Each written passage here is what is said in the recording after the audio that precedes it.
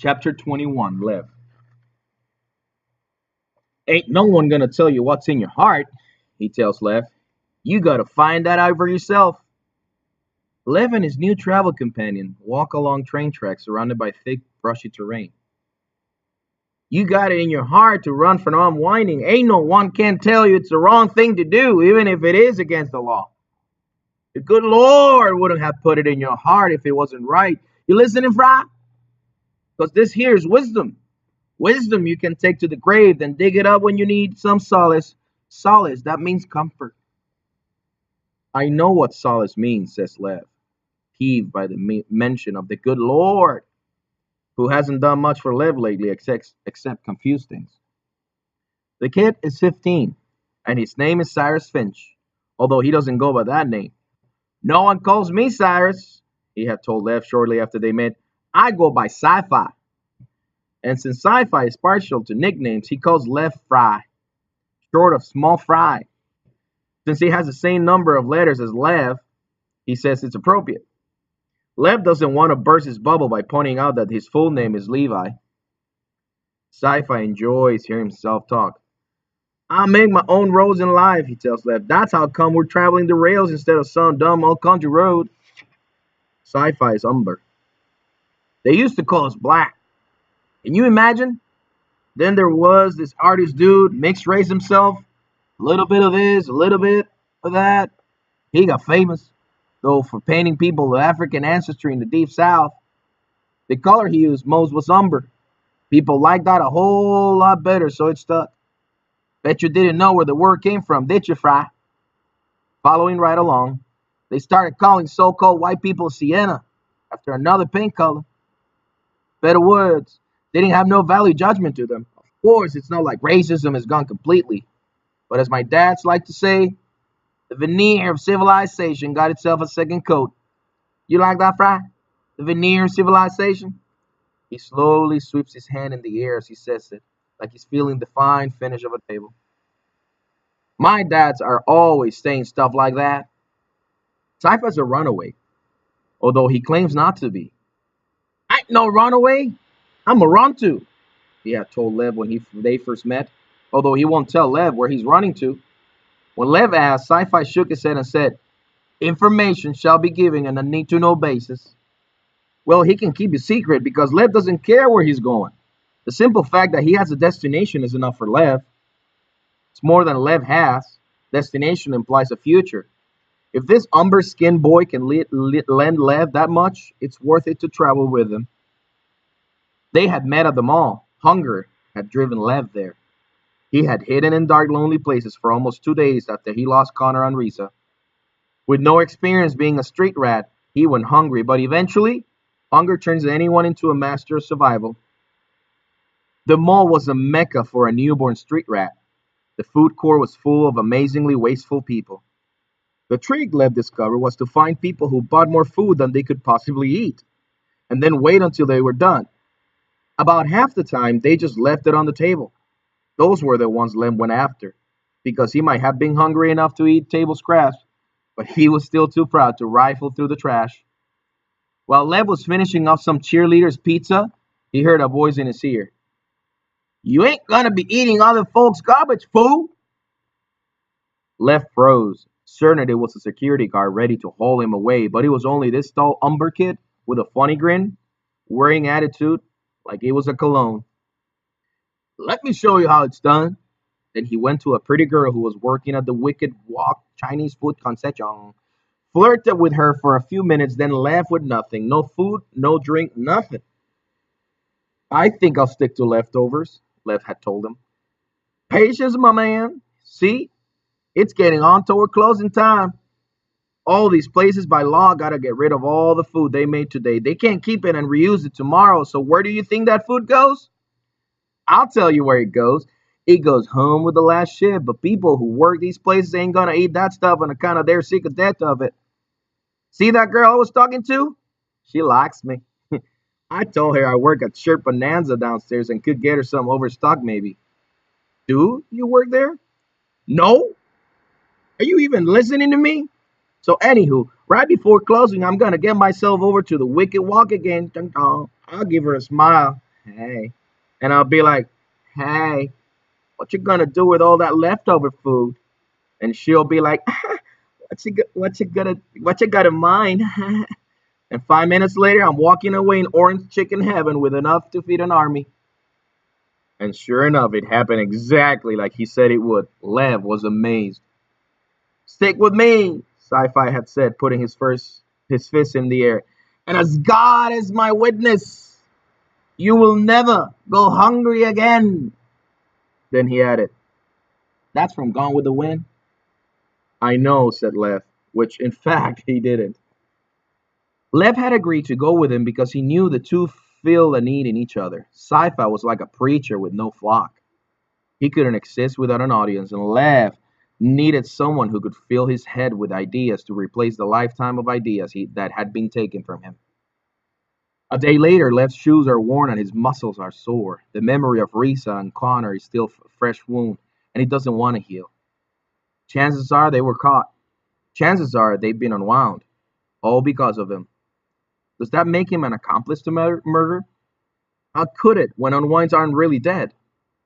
He doesn't know whose voice is in his head anymore. His father's, Pastor Dan's. It just makes him angry.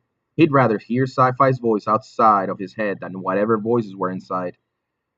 The terrain around them hasn't changed much since they left town. High shrubs and a smattering of trees. Some of the growth is evergreen, some of it yellow, turning brown. Weeds grow up between the train tracks, but not too tall. Any weed dumb enough to grow tall ain't got no chance. He gets decapitated by the next train that comes through. Decapitated. That means head cut off. I know what decapitated means, and you can stop talking that way, all double negatives and stuff. Sci-Fi stops right there in the middle of the railroad tracks and stares at Lev like he's trying to melt him with his eyes. You got a problem with the way I talk? You got a problem with an old world umber patois? I do when it's fake. What you talking about, fool? It's obvious. I bet people never even said things like fool, except on dumb pre-war TV shows and stuff. You're speaking wrong on purpose. Wrong? What makes it wrong? It's classic, just like those TV shows, and I ain't appreciating you disrespecting my patois. Patois means I know what it means, Lev says, even though he's in entirely short. I ain't stupid. Sci-Fi puts up an accusing finger like a lawyer. Aha! You said ain't. Now who's talking wrong? That doesn't count. I said it because it's all I hear from you. After a while, I can't help but sound like you. At that, Sci-Fi grins. Yeah, he says. Ain't that the truth? Old world umber is contagious. It's dominant. And talking the talk don't make a person dumb. I'll have you know I got the highest reading and writing score in my school, Fry. But I gotta respect my ancestors and all they went through so I could be here. Sure, I can talk like you, but I chose not to. I choose not to. It's like art, you know? Picasso had to prove to the world he can't paint the right way before he goes putting both eyes on one side of a face and nose is sticking out of kneecaps and stuff. See, you paint wrong because that's the best you can do. You're just a chump. But you do it because you want to, then you're an artist. He smiles at Lev. That's a bit of sci-fi wisdom right there, Fry.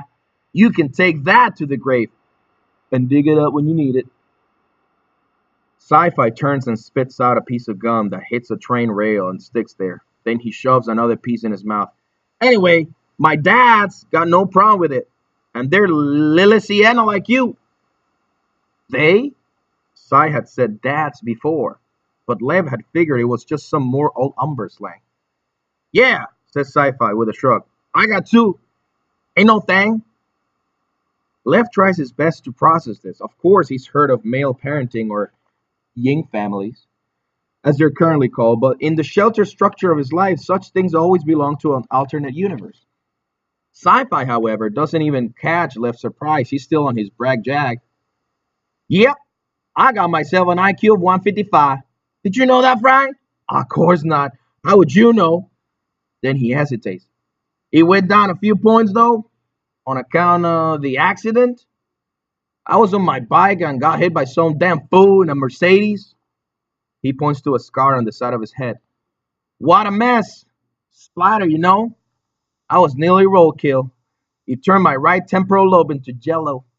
He shivers at this thing as he thinks about it, then shrugs. But brain damage ain't a problem like it used to be. They just replace the brain tissue and you're good as new. My dad's even paid off the surgeon so I get an entire temporal lobe from an unwind, no offense, rather than getting a bunch of brain bits like people are supposed to get. Lev knows about that. His sister Kara has epilepsy, so they replaced a small part of her brain with 100 tiny brain bits. It took care of the problem, and she didn't seem any worse for it. It had never occurred to Lev where those tiny pieces of brain tissue might have come from. See, brain bits work okay, but they don't work great, Sci-Fi explains. It's like putting spackle over a hole in a wall. No matter how well you do it, that one ain't never gonna be as good. So my dad's made sure I got an entire temporal lobe from a single donor. But that kid wasn't as smart as me. He wasn't no dummy, but he didn't have the 155. The last brain scan put me at 130. That's in the top 5% of the population and still considered genius. Just not with a capital G. What's your IQ? He asks Lev.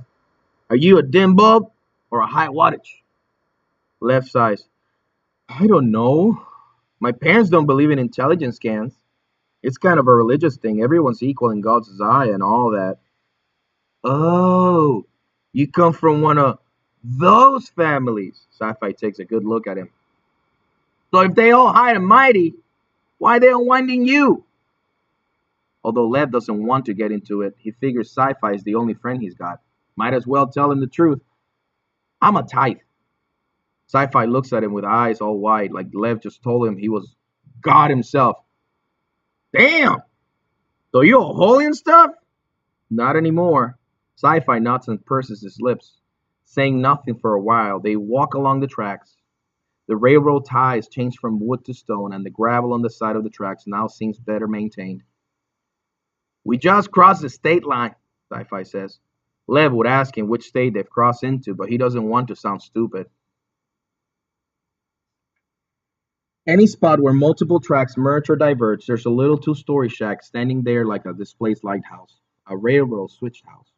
There are plenty of them along the stretch of the line, and these are the places Lev and Sci-Fi find shelter each night. Aren't you afraid someone from this railroad's find us here? Lev asks as they approach one of the story-looking structures. Nah, they ain't used anymore, Sci-Fi tells him. The whole system's automated. Been that way for years. But it costs too much to tear all those switch houses down. Guess they figured nature will eventually tear them down for free. The switch house is padlocked, but a padlock is only as strong as the door it's on, and this door had been rotted by termites. A single kick rips the padlock hasp from the wood, and the door flies inward to a shower of dust and dead spiders. Upstairs is an 8 by 8 room. Windows on all four sides, it's freezing. Sci-Fi has an expensive looking winter coat that keeps him warm at night. Lev only has a puffy fiber fill jacket that he stole from a chair at the mall the other day. Sci-Fi had turned his nose up when he saw Lev take that jacket just before they left the mall. Stealing's for lowlifes, Say had said. If you got class, you don't steal what you need. You get other people to give it to you for their own free will, just like I did back at that Chinese place. It's all about being smart and being smooth. You'll learn. Lev's stolen jacket is white as he hates it. All his life he'd worn white, a pristine absence of color that defined him, but now there was no comfort in wearing it. They eat well that night, thanks to Lev, who finally had his own survivalist brainstorm. It involved small animals killed by passing trains. I ain't eating no track kill, Sci-Fi insisted when Lev had suggested it. Those things could have been rotting out there for weeks, for all we know. No, Lev told him. Here's what we do. We walk a few miles down the tracks, marking each dead critter with a stick. Then, when the next train comes through, we backtrack. Anything we find that's not marked is fresh. Granted, it was a fairly disgusting idea on the surface, but it was really no different from hunting if your weapon were a diesel engine. They built a small fire beside the switch house and dined on roast rabbit and armadillo, which doesn't taste as bad as Lev thought it would. In the end, meat is meat, and barbecue does for armadillo exactly what it does for steak. Smorgasbord! Sci-Fi decides to call his hunting method as they eat. That's what I call creative problem solving. Maybe you're a genius after all, Fry. Feels good to have Si's approval. Hey, is today Thursday? This Lev's just realizing. I think it's Thanksgiving. Well, Fry, we're alive. That's plenty to be thankful for.